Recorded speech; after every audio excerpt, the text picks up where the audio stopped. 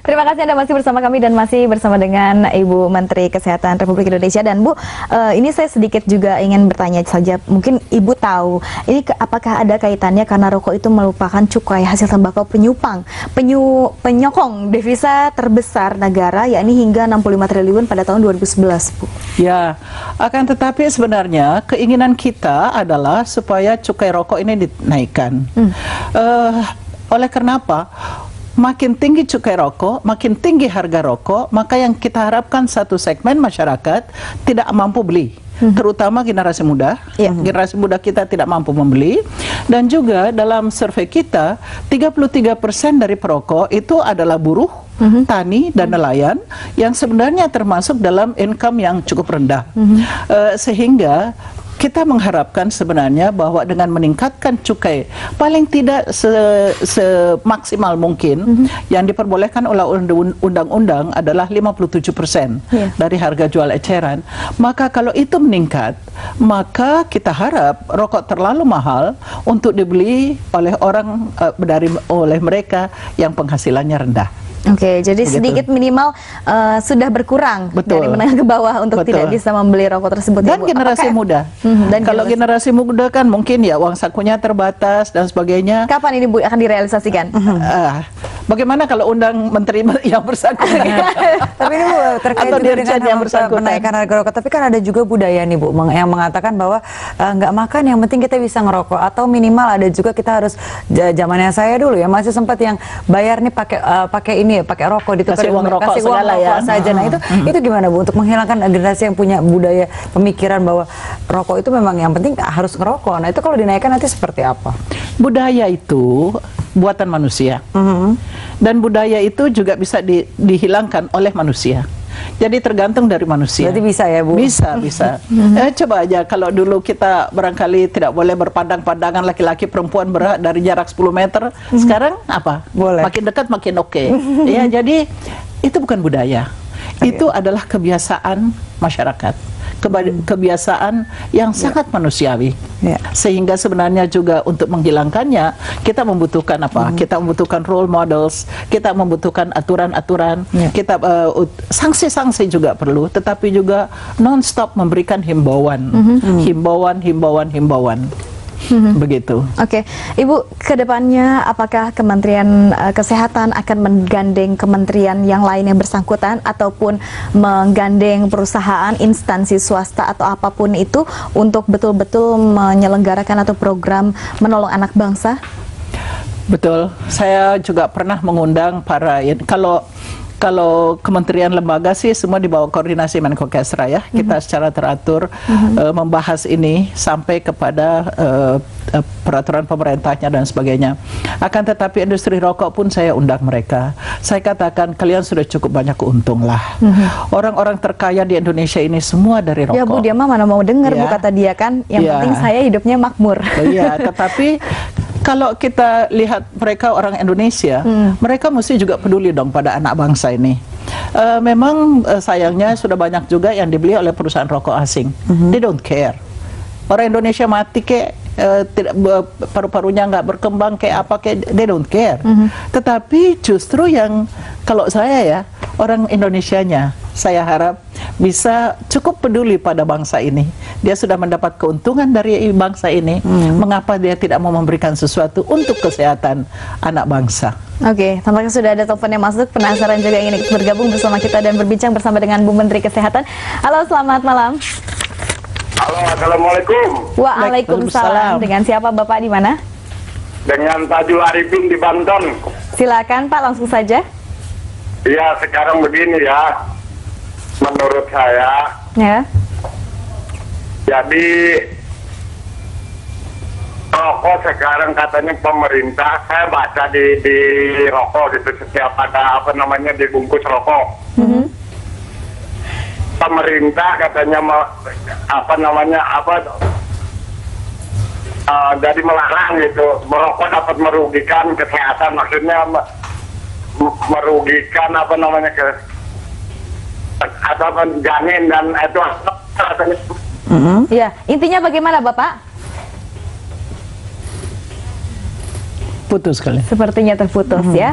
Tapi mungkin beliau ingin mengatakan pemerintah ini sudah bagaimana kali ya, karena tidak terdengar dengan jelas ya Bu ya. Mungkin Ibu menangkap maksudnya? Ya, Pak Tajul Arifin, kami sangat mengharapkan bahwa dengan himbauan, dengan peraturan, dengan seperti ini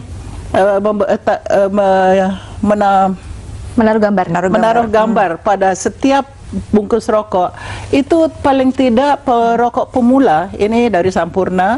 Kalau di luar negeri mereka sudah jual, sudah pakai gambar. Hanya di Indonesia memang baru mulai diwajibkan tanggal 24 Juni. Namun tentu kita harapkan dengan melihat ini lalu takut untuk mulailah paling tidak seluruh generasi muda kita. Ini kan maksudnya untuk menyelamatkan generasi muda kita ya Pak ya.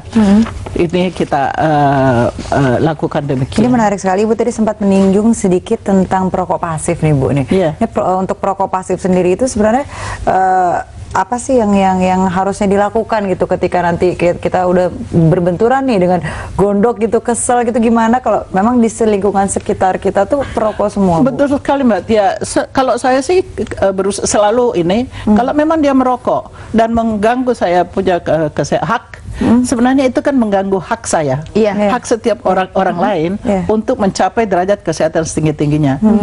Ditegur aja. Saya kadang-kadang sedih tuh lihat supir mobil ya ngerokok padahal ada bayi di belakangnya.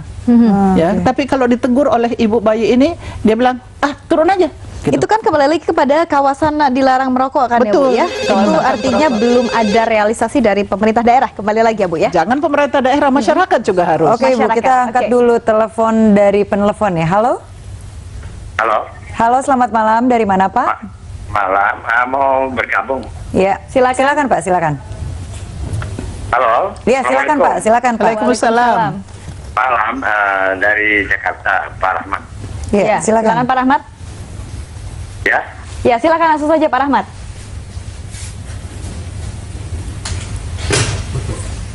Mungkin begini Bu, kami bergabung ini mau sebenarnya ini orang yang merokok ini kan semua terjebak saja Bu. Apa? Bagaimana Pak?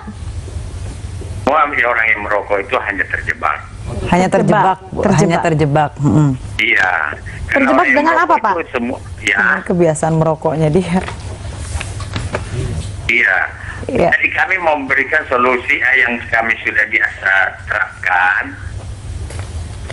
Ya, yang kami sudah biasa terapkan untuk untuk bisa supaya rokok ini bisa bisa berhenti. Ya, seperti apa itu Pak contohnya? Seperti begini, yang saya sudah biasa terapkan kepada orang-orang, memberikan advice-nya begini. Ini sekarang begini Bu ya, ini kan kita menghadapi bulan puasa Ramadan. Ya, jadi kita sudah menghadapi bulan puasa Ramadan ini bagi orang Muslim itu paling gampang untuk untuk memberhentikan rokok. Ya.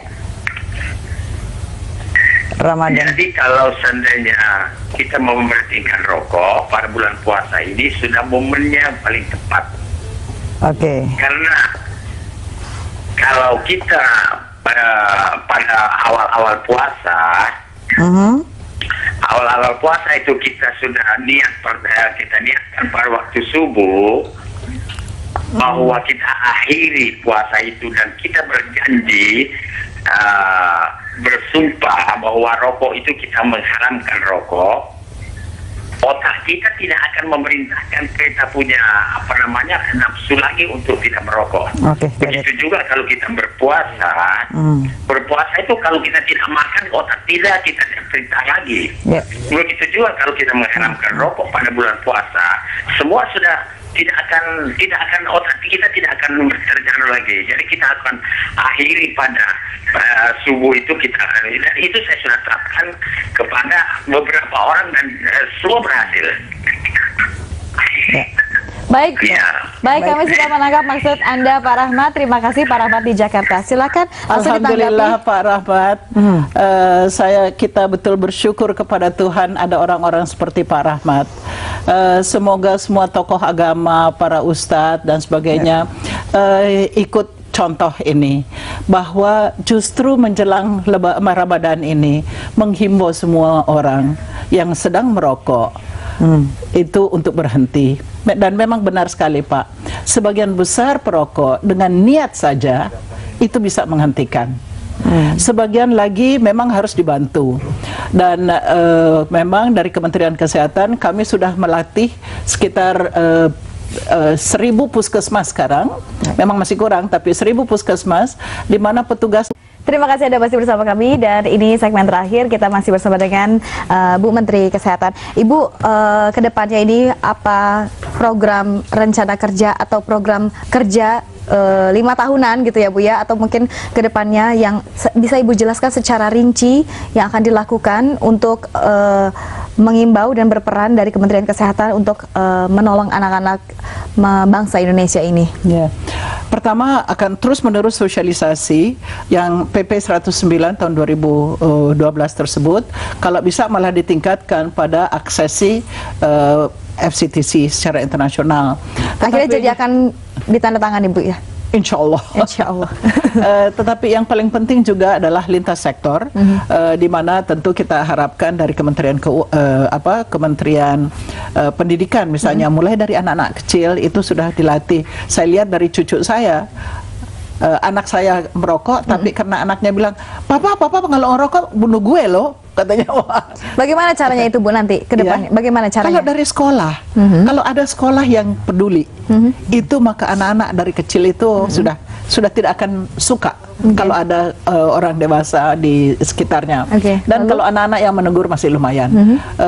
Tetapi kemudian juga kami berusaha untuk betul-betul ini jadi di satu pihak, supaya jangan perokok pemula tadi dengan cara tadi. Kedua adalah berusaha membantu menghentikan. Kalau ada orang yang sudah terlanjur kecanduan, kita berikan layanan kesehatan yang cocok. Pertama dengan counseling, ya, tetapi juga kalau perlu dengan obat. Akan tetapi pengalaman kita adalah paling kuat adalah ketahanan.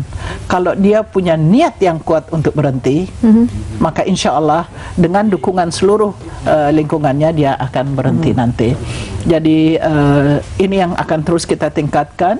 Oleh karena itu juga merupakan upaya pencegahan penyakit-penyakit menular, penyakit tidak menular, seperti stroke, serangan jantung, kanker dan sebagainya. Oke, luar biasa sekali ya perbincangan kita pada malam hari ini tentang bahaya-bahaya merokok, dan sebetulnya sudah akan ada penerapan tanggal 24 Juni nanti. Semoga masyarakat juga bisa sedikit takut ya. Terima kasih banyak Ibu Menteri Kesehatan Republik Indonesia Dr. Nafsiah Boy, SPA MPH. Terima kasih sudah bergabung bersama kami di JAK TV. Dan saya juga terima kasih pada JAK TV dan seluruh media, oleh karena kalianlah yang akan didengar oleh masyarakat. Jadi kalau kalian bilang ini tidak baik, insya Allah. Betul sekali. Dan pemirsa jangan kemana-mana, setelah ini masih akan ada debat bersama dengan Abdul Rashid. Tetaplah bersama kami di JAK TV.